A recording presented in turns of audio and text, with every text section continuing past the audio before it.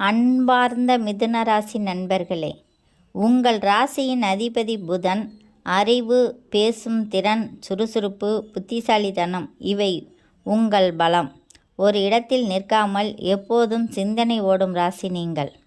இந்த மார்ச் மாதம் உங்களுக்கு மாற்றம், வாய்ப்பு, சோதனை ஆகிய மூன்றையும் சேர்த்து தரப்போகிறது.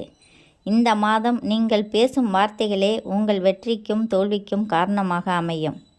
மார்ச் மாதம் மிதுன ராசிக்காரர்களுக்கு புதிய யோசனைகள் உருவாகும். புதிய மனிதர்கள் வாழ்க்கையில் வருவார்கள். பழைய பிரச்சனைகள் மெதுவாக தீரும். ஆனால் கவனிக்க வேண்டியது, அதிகமாக யோசித்து மன அழுத்தம் கொள்ளாதீர்கள். இரகசியங்களை எல்லோரிடமும் பகிர வேண்டாம். வேலைக்கு செல்பவர்கள் அலுவலகத்தில் உங்கள் திறமை வெளிப்படும். பிரசன்டேஷன், மீட்டிங், கம்யூனிகேஷன் வேலைகளில் வெற்றி. மார்ச் 10க்கு பிறகு நல்ல செய்தி வரும். மேலதிகாரிகளிடம் பேசும்போது வார்த்தைகளை கவனமாக தேர்வு செய்யவும். தொழில் செய்பவர்கள் marketing, media, teaching, IT, writing துறைகளில் இருப்பவர்கள் அதிக லாபம் காண்பார்கள். ஆன்லைன் பிஸ்னஸ் வளர்ச்சி பெறும். புதிய ஒப்பந்தம் கையெழுத்தாகும். இந்த மாதம் பணவரவு சீராக இருக்கும். வேலை மூலம் கூடுதல் வருமானம் கிடைக்கும். திடீர் செலவுகள் வரும். நண்பர்களுக்கு பணம் கடன் கொடுக்க வேண்டாம். முதலீடு செய்யும் முன் ஆலோசனை பெறவும். திருமணமானவர்கள் வாழ்க்கை துணையுடன் கருத்து வேறுபாடு வரலாம். பேசிக்கொண்டு தீர்த்து கொள்ளுங்கள். திருமணம் ஆகாதவர்கள் காதல் உறவு தொடங்க வாய்ப்பு உள்ளது. பழைய காதல் மீண்டும் வர வாய்ப்பு. சகோதரர்கள் உதவி கிடைக்கும். குடும்ப ஒன்றிணைப்பு அதிகரிக்கும். மன அழுத்தம் அதிகரிக்கலாம். தூக்கம் குறைவு, தலைச்சுற்றல், நரம்பு பலவீனம் யோகா, தியானம் உதவும். புதன் அருள் பெற புதன்கிழமை விஷ்ணு ஆலயம் செல்லலாம். மாணவர்களுக்கு நல்ல மாதம்.